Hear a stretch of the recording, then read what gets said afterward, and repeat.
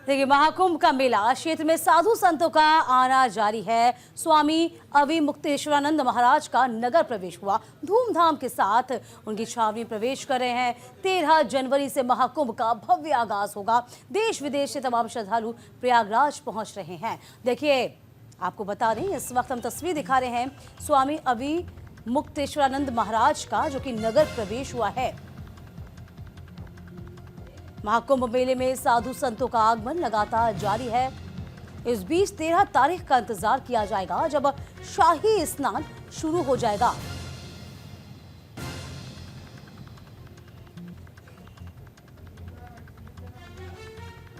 पेशवाई की जा रही है। देखिए, अपनी अपनी जगह पर जाएंगे। लाव लश्कर के साथ, अपने तमाम श्रद्धालुओं के साथ, अनुयायियों के साथ अपने डेरे में प्रवेश कर रहे हैं। उस बीच ये भव्य तस्वीरें प्रयागराज से हर रोज सामने आ रही है। अविमुक्तेश्वरानंद महाराज का ये पूरा काफिला, ये यूं कह सकते पेशवाई हो रही है। इस वक्त अपने काफिले में जाएंगे वो, और तमाम अनुयायी उनके साथ मौजूद हैं। तमाम साधु संतों का जमावड़ा इस वक्त प्रयागराज में लगा हुआ है।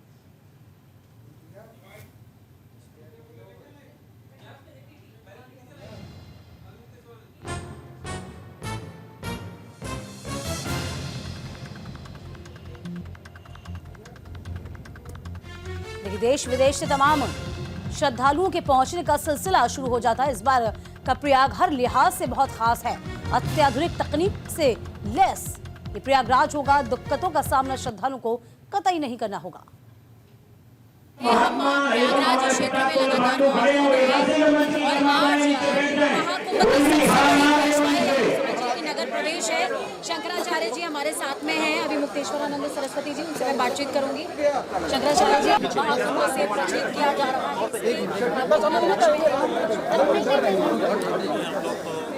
पीछे यात्रा करते रहे, वही करते हैं।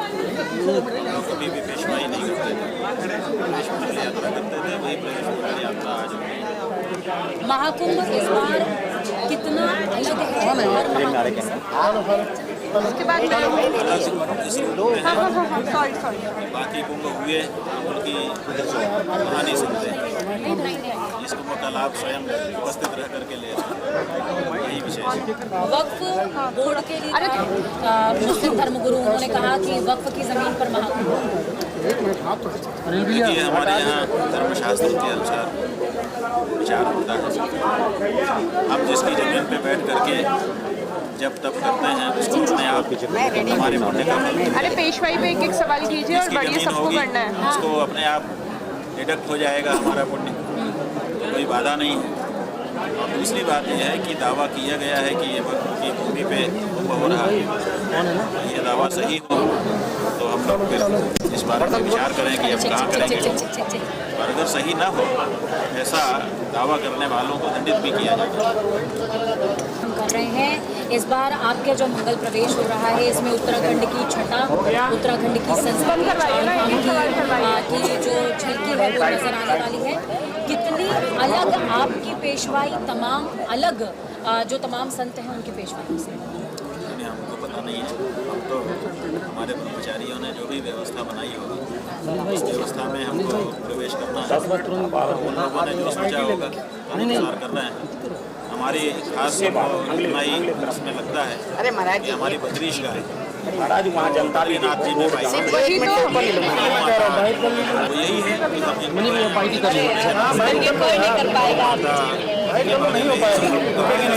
कि हम इस कुंभ से जो भी स्नानार्थी आ रहे हैं वो संकल्प लेकर के कि आप माता को राष्ट्र माता घोषित कराने के लिए और उनकी हत्या को बंद कराने के लिए हम मतदान करेंगे। शंकराचार्य जी को सुन रहे थे, जो साफ तौर पर कहते नजर आए हैं कि यहाँ से संदेश एक देने जा रहे हैं। वो संदेश सिर्फ यही कि गौ माता को राष्ट्र माता होना चाहिए और सभी के हृदय में, सभी के मनः स्थल में इस बात का उद्घोष होना चाहिए। तो देखिए, शंकराचार्य जी की जो रथ यात्रा है उसमें एक अद्भुत छटा चार धाम की नजर आएगी और साथ में उत्तराखंड की संस्कृति भी नजर आने वाली है। कह रहे हैं कि इस बार का महाकुंभ इस लिहाज से भी अलग है क्योंकि ज्योतिषीय गणना भी अलग है और साथ में यहाँ से उन्होंने मुस्लिम धर्म गुरुओं को संदेश दिया है जो वक्फ की जमीन होने की बात कह रहे हैं। उनको कह रहे हैं अगर उनकी जमीन हुई तो हमारा पुण्य कुछ उनको डिडक्ट हो जाएगा, यानी कि उन्हें मिल जाएगा। लेकिन अगर ऐसा ना हुआ, ये जमीन उनकी ना हुई, तो उन्हें दंडित भी होना चाहिए। कैमरा पर्सन केडी के साथ मैं पूजा मोहन पांडे, प्रयागराज महाकुंभ क्षेत्र।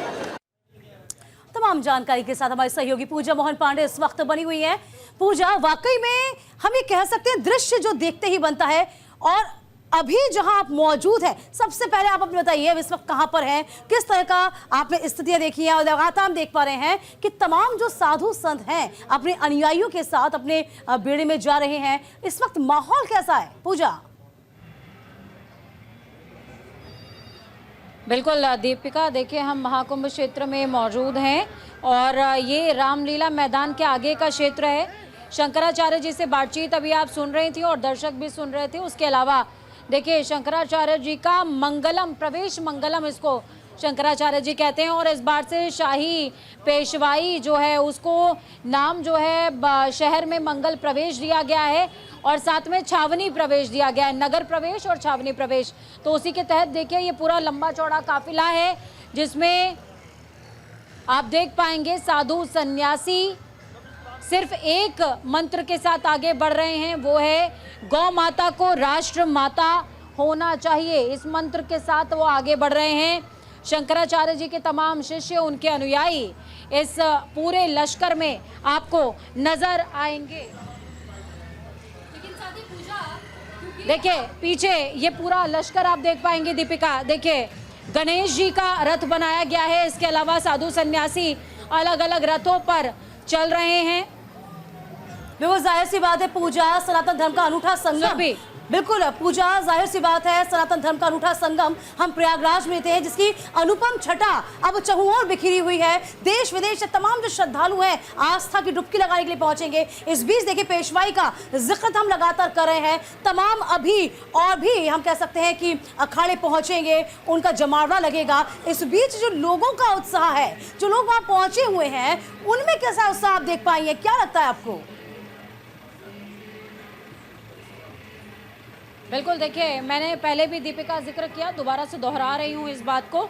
लोग जो है हाथ जोड़े खड़े हैं और नगर प्रवेश में, आप नीचे आइए, नगर प्रवेश में हाथ जोड़े खड़े हैं और नगर प्रवेश से उत्साहित है। आप प्रयागराज के रहने वाले हैं। नगर प्रवेश हो रहा है, महाकुंभ का इतना भव्यतम आयोजन किया गया है, कितनी प्रसन्नता। बहुत प्रसन्नता पूजा, है आप लोगों से बातचीत करते रहिएगा और हम तक इसी तरीके से इनपुट्स पहुंचाते रहिएगा प्रयागराज की धरती से। फिलहाल बहुत धन्यवाद आपका तमाम जानकारी हम तक पहुंचाने के लिए। और देखिए महाकुंभ में नागाओं का रहस्य हमेशा से दिलचस्प रहा है। न्यूज इंडिया संवाददाता ने नागा साधु से बातचीत की। इन्होंने 16 साल से अनाज ग्रहण नहीं किया। नागा सन्यासी जो होते हैं वो ऐसे तो दिखाई देते नहीं, ऐसे नहीं नजर आते, ऐसे नज़र नहीं आते। लेकिन जब कुंभ होता है वो तब जब साधना का फेज़ अपना छोड़ करके फिर ये वो घाट पर आते हैं। ऐसा क्यों है? ऐसा क्यों? ये महाकुंभ है ना, हमारा तो सनातन धर्म है ना, तो उसमें तो आना ही पड़ेगा ना। जो भी जहाँ पर है उसको यहाँ हाजिर होना। जूना अखाड़ा हेठ ऑफिस से नागा दल का क्या है, हेठ ऑफिस से स्वयं शंभू के नाम से ही चल रहा है वो अखाड़ा। तो अपने धर्म की रक्षा करना है ना, अपने धर्म का प्रचार करना है, धर्म की रक्षा के लिए नागा दल है।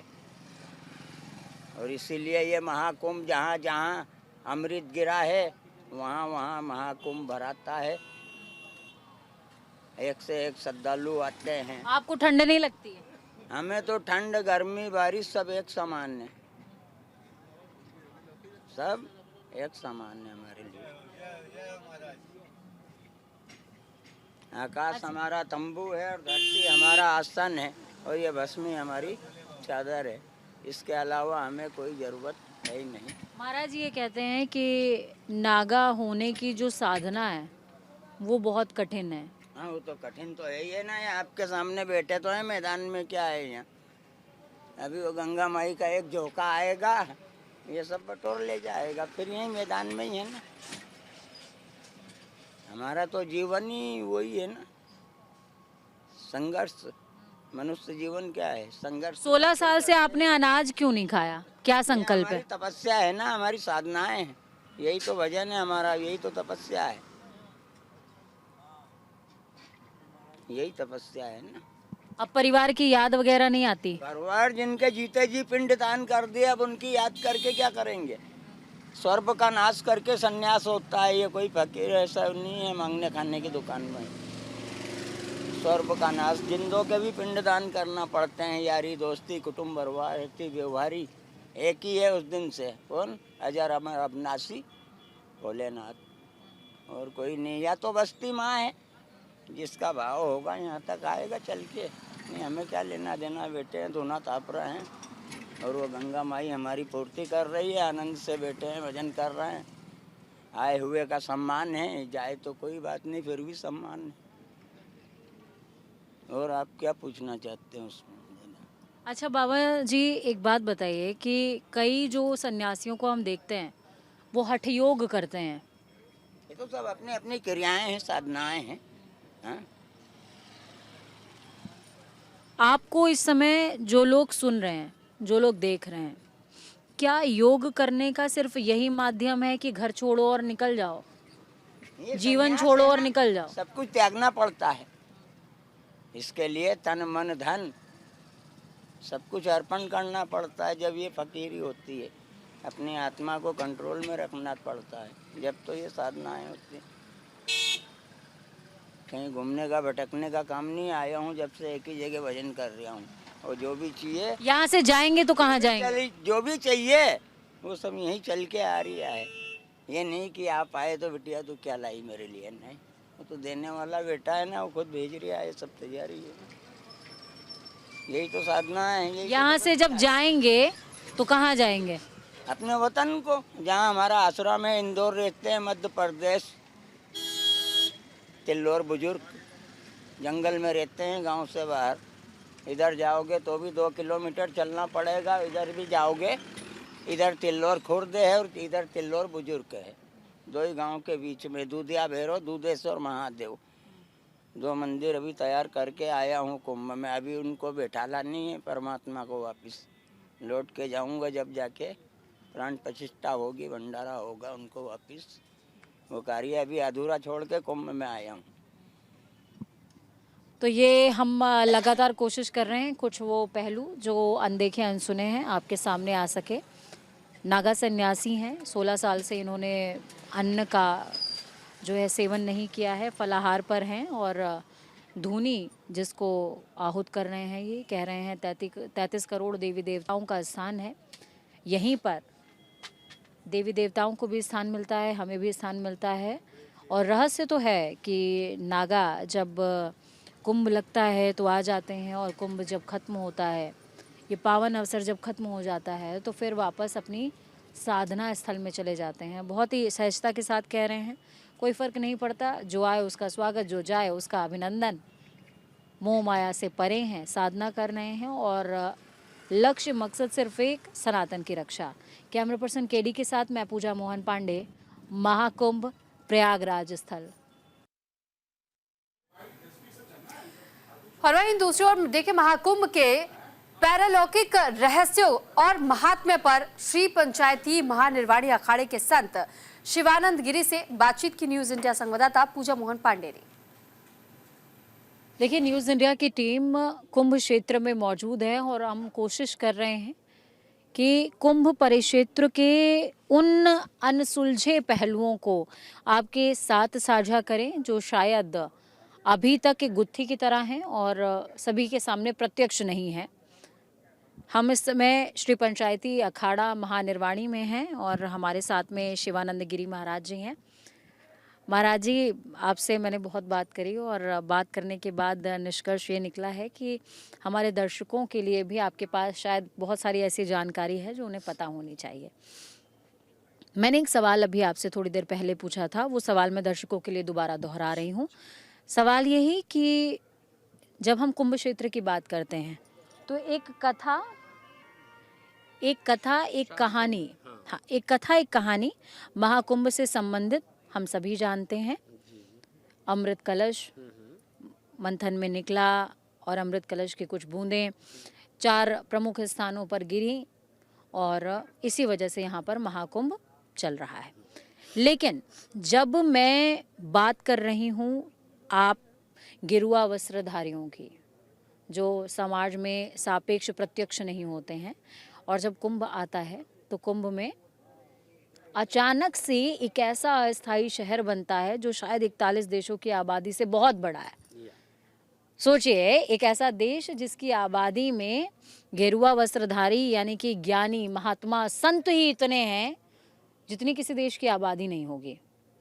तो ऐसा महात्म्य कुंभ का एग्जैक्टली क्या है जो इस कथा से अलग है, जो आपको इस धरा की तरफ खींचता है, जो शायद दर्शकों को समझना चाहिए इस कथा के अलावा भी? पहली चीज़ तो हम आपको ये बता देना चाहते हैं कि वैसे तो आप जानकारी है आपको कि आप 4 जगह हमारे कुंभ लगते हैं, लेकिन विशेष में प्रयागराज ही क्यों?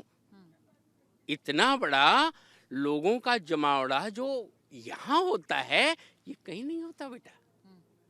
उसका रीजन ये है कि आपने शब्द प्रयोग किया, हम भी कर रहे हैं, बीच में आतताइयों द्वारा जरूर इसका नाम बदल दिया गया था, इलाहाबाद कर दिया गया था, अल्लाह आबाद, that is the same thing, लेकिन एक्चुअल में तो ये प्रयागराज है।